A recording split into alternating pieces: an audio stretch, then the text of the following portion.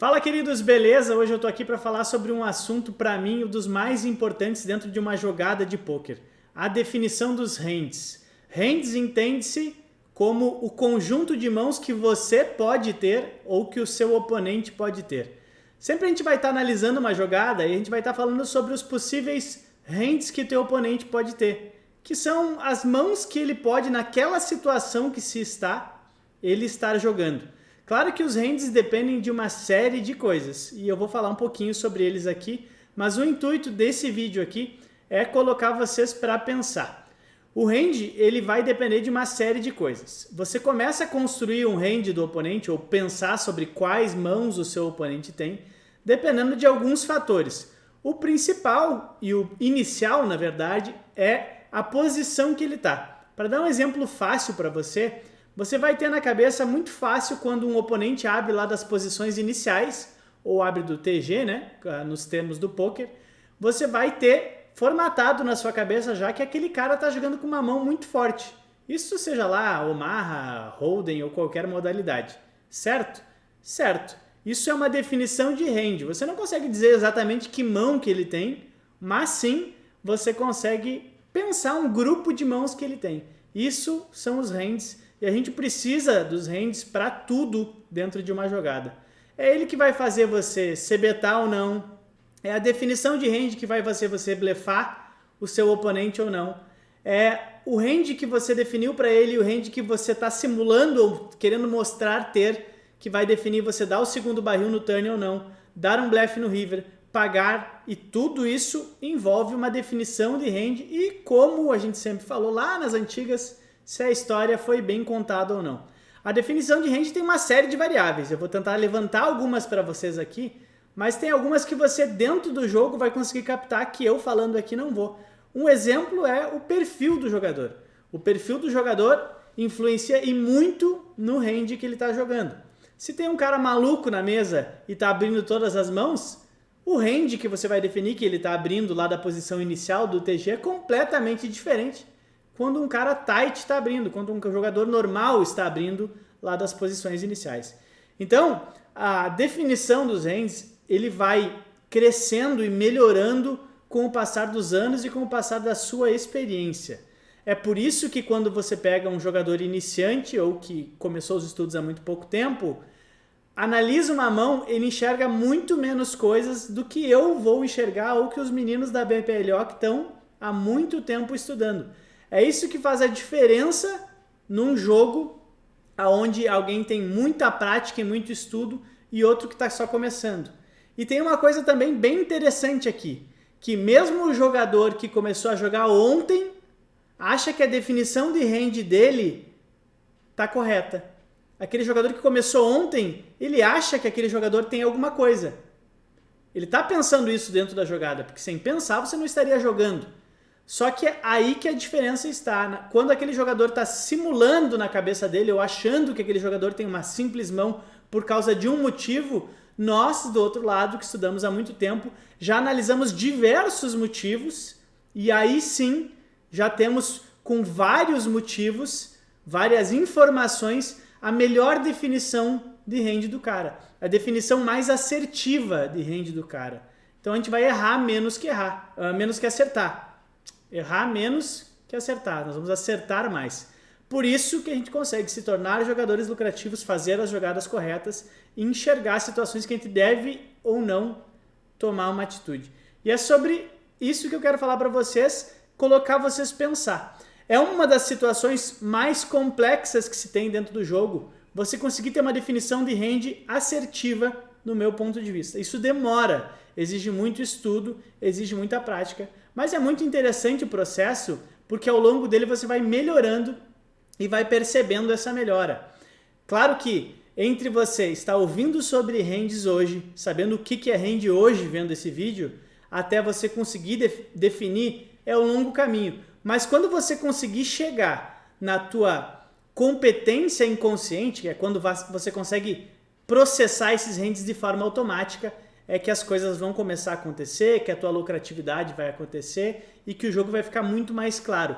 Além de que quando eu estou olhando uma mão ou jogando, eu consigo, sem gastar muita energia, ter aquela definição de range mais clara. Então isso tudo é um processo, entenda que é um processo e que você precisa de estudo cada vez mais intenso e precisa de mais prática e experiência para definir. É por isso que eu brigo com os meus jogadores que eles não podem parar no tempo, eles não podem parar de estudar. Quando você chega num ponto do poker que você se torna vencedor ou começa a ganhar um dinheiro que já se satisfaz, entenda que se você parar de estudar naquele momento, você começa a regredir. O poker é um esporte que ou você está evoluindo ou você está regredindo. Você não consegue chegar num lugar e ali ficar. Cheguei no topo e ali vou ficar conseguindo bater esse limite. Não vai. Por isso que você vê várias pessoas que vão ao estrelato, ganham muito dinheiro e 2, 3 anos depois até param de jogar. Porque acham que aquele momento vai continuar para sempre e acabam regredindo. Isso também acontece porque a mudança no poker, o poker é muito mutável, nós sempre falamos isso aqui na Academia Brasileira de Omaha, e os ranges vão mudando de acordo com a tendência do jogo.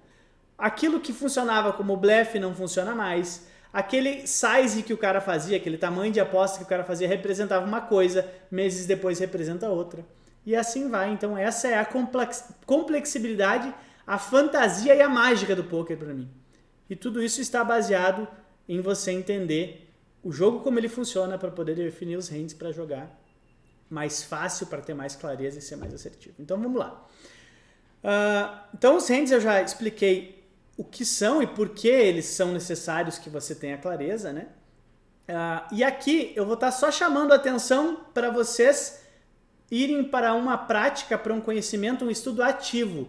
A gente na Academia Brasileira de Omaha é absolutamente a favor do ensinamento ativo, não aquele passivo que você chegava no colégio lá e a professora falava e você decorava ou que você só ouvia e depois tentava executar. Aqui a gente trabalha com o conhecimento e a didática ativa, que essa sim vai fazer você colocar lá nas camadinhas do teu cérebro aquele conteúdo definido, claro, para você poder botar no teu inconsciente competente e passar a estudar outras coisas. Quando você masteriza uma coisa, aquilo fica lá guardadinho, não te toma energia, aí você pode passar para o próximo. Para algumas pessoas que assistem os nossos vídeos, não tem a definição do que são cartas altas, médias e baixas, quando a gente fala, por isso eu coloquei aqui.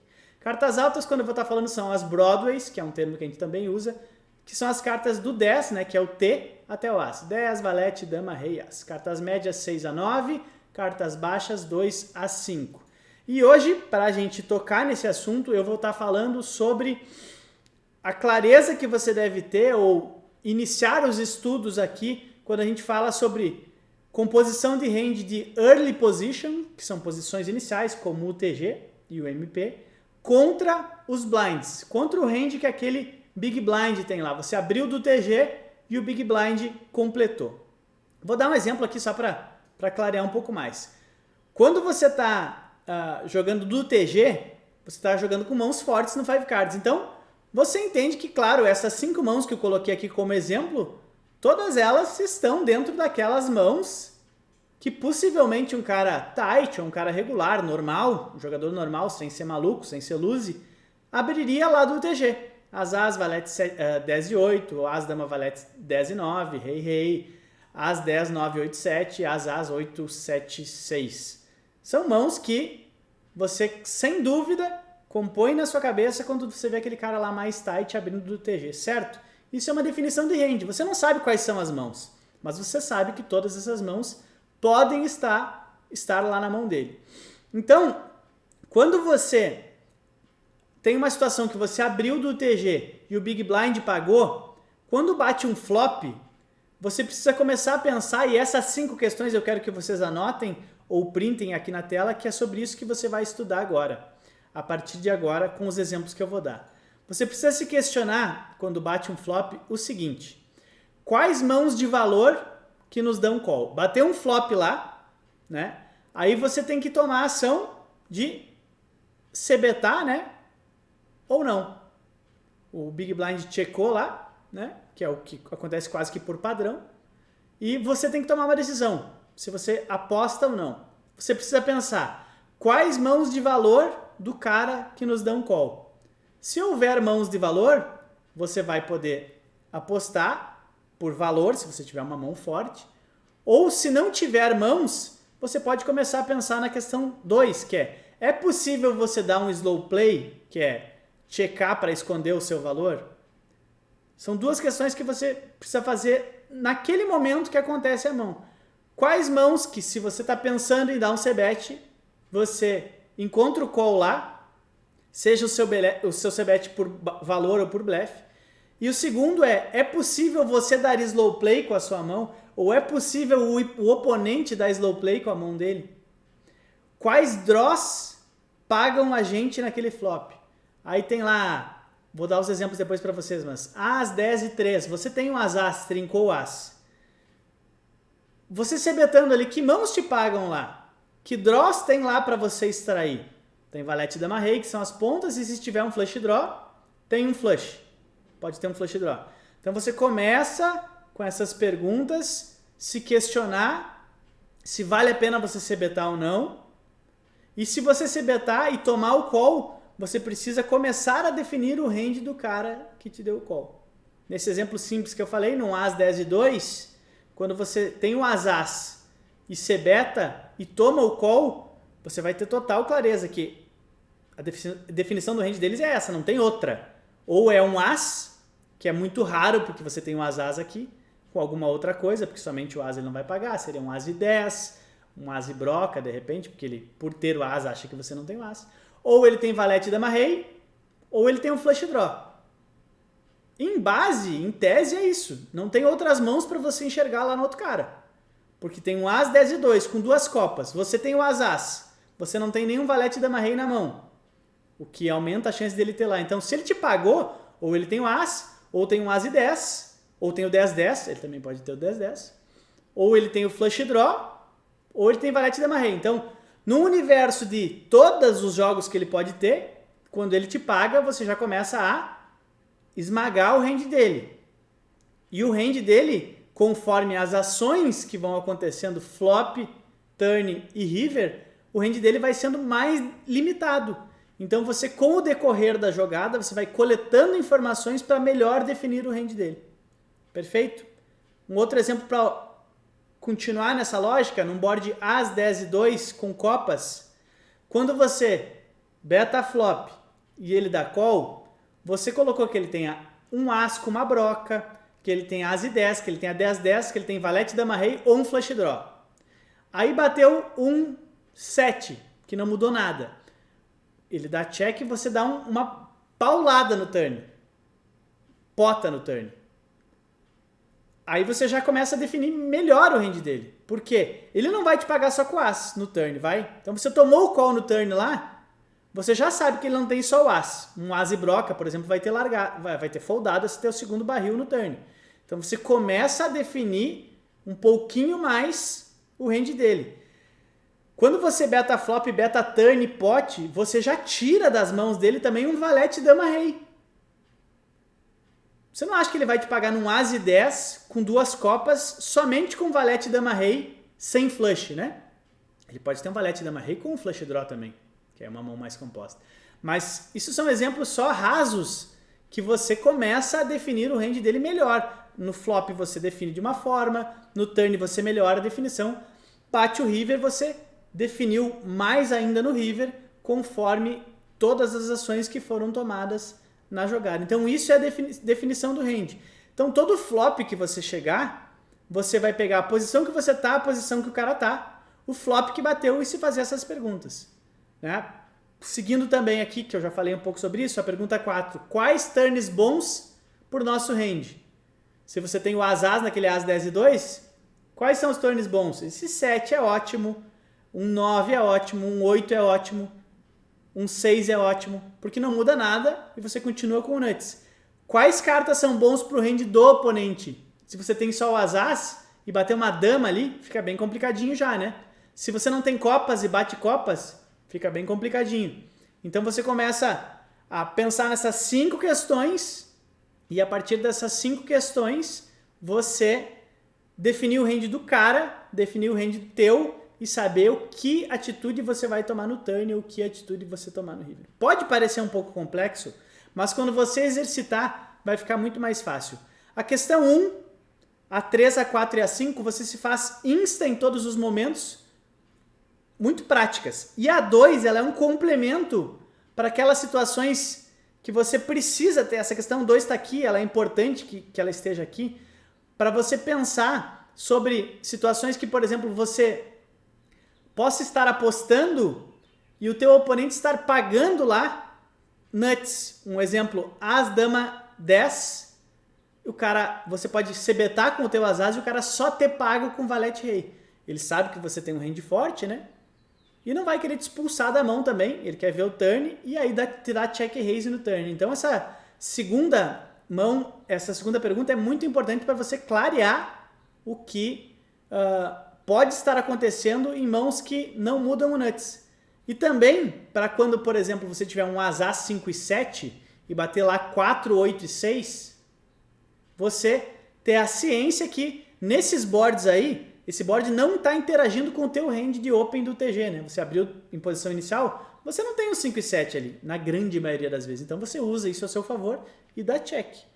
Aí também você vai estar balanceando, entrando num outro assunto de um outro vídeo que eu posso fazer para vocês, que é você, como você sempre checa nesses boards, você também vai checar seguido nuts para que você possa enganar o seu oponente aí e tomar o maior número de fichas no turn ou no river, deixando ele um pouco cego na situação de que hand você pode ter.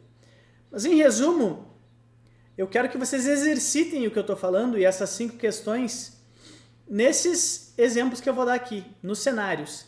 Sempre você imagina assim, eu estou no UTG, abrindo de posição inicial, e o Big Blind pagou. Cenário 1, bateu tudo carta alta. Beneficia a mim, beneficia ele. Faz as 5 perguntas em cima desses boards aqui. O que você faria aqui? Qual é a resposta das perguntas aqui? E aí, com a resposta dessas perguntas, você vai saber, devo ser betar ou não devo ser betar nesses boards? Abrir do TG, Big Blind pagou. Bateu esse cenário 2. Quando você vai ser betar, faz as perguntas. Dessas 5 perguntas.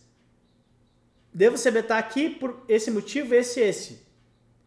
Quando melhora o hand do oponente? Quando melhora o seu hand? O que você vai fazer nos turns? É um vídeo que você vai ficar horas e de repente dias aqui olhando esse vídeo e simulando e se respondendo essas 5 questões que eu coloquei aqui. E aí, respondendo essas questões, você vai automaticamente saber, devo ser betar esse flop? Não devo e o porquê. Devo ser betar esse board? Não devo e o porquê. E aqui eu coloquei um cenário 3, que são cartas médias, 3 cartas médias. Um cenário 4, que são 2 cartas médias e uma baixa. Aí você coloca uma mão para você e vê o que você faria em cada board, responde as perguntas. E aqui você pode passar horas, dias, pensando, batendo cabeça. Define uma mão para você, rola essa mão em todos os boards, o que você faria na tua posição de UTG versus Big Blind. E aí agora pode parecer um vídeo super simples de você estar praticando nessas situações e começando a definir hands, mas você pode ficar meses aqui. E aí você pode pensar o seguinte, tá, mas eu estou só vendo o que eu faço quando eu estou do TG versus o Big Blind me pagando. Mas o que eu faço quando eu abri do button e o Big Blind me pagou? Você pode simular tudo isso de novo. Aí você pode pensar, o que eu faço quando bater esses boards e eu tô do TG e o MP me pagou? O que eu faço quando eu abri do TG, o MP pagou e o Big Blind pagou? E aí a gente entra no mágico e complexo e grande universo que é estudar PLO5. Por isso a gente estuda tanto, por isso a gente nunca para de estudar, por isso a gente tem muita coisa para estudar. Porque mesmo estudando essa situação, que é uma das que mais acontece, Open do TG, Call do Big Blind, jogando HU, né, 1 contra 1, essa situação acontece com uma frequência grande. Mas como a gente tem milhões de mãos no Omaha 5 Cards, você vai estudar tanto uma situação e vai passar por ela tão poucas vezes, a ponto de maximizar. Então por isso que exige, e você precisa estudar, e você não pode parar, e você precisa simular.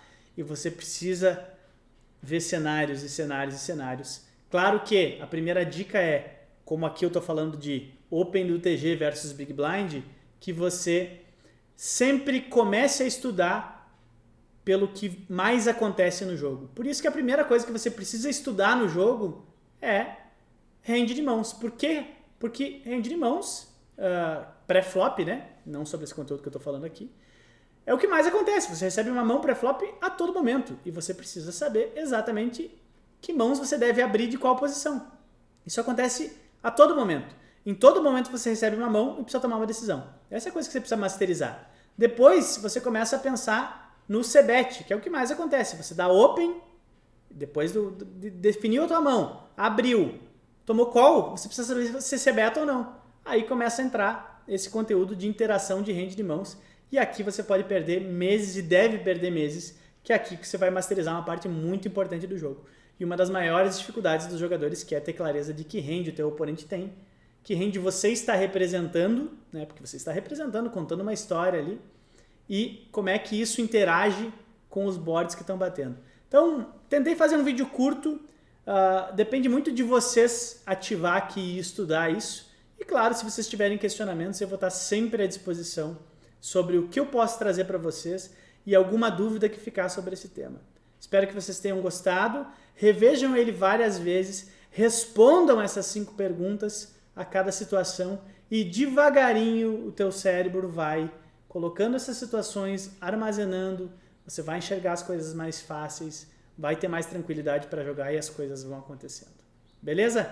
Fica com a gente, agora a gente está diretaço no YouTube com conteúdos novos a cada semana, seja aqui de Las Vegas, seja conteúdos novos teóricos, que eu vou tentar dar um approach um pouco mais profundo para vocês. E não se esquece, eu tenho que pedir para vocês, curte aqui, inscreve no canal, que aí você recebe as notificações e vambora. Tamo junto, qualquer coisa a BPRO tá aí para ajudar vocês. Abraço.